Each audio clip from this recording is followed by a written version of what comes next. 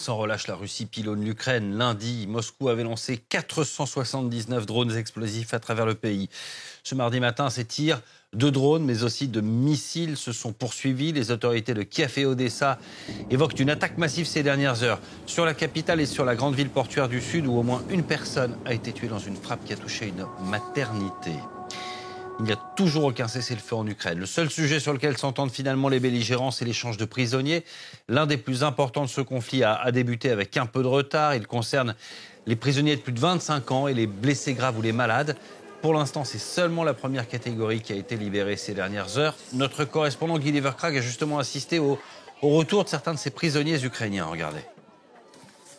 Parmi les personnes venues aujourd'hui pour accueillir les prisonniers de guerre ukrainiens libérés, il y a bien sûr leurs proches qui ont déjà été informés de la libération de la personne qu'ils attendent. Mais il y a aussi d'autres, souvent portant des pancartes avec des photos, qui ont quelqu'un dans la famille qui est porté disparu. Et ils viennent pour essayer d'obtenir des informations de la part des prisonniers libérés sur le sort de leurs proches.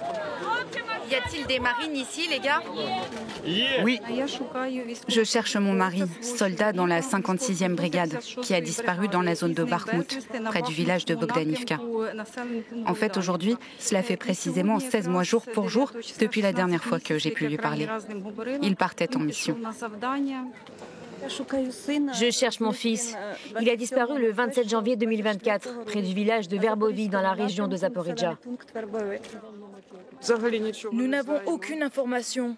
On cherche et on cherche. On essaye de se renseigner partout où on peut. On veut lui dire que son fils est né pendant son absence. Il ne l'a jamais vu. Les soldats qui sortent dans la cour sont aussitôt entourés de personnes qui leur montrent les photos de leurs proches portés disparus. Regardez attentivement, je vous en prie.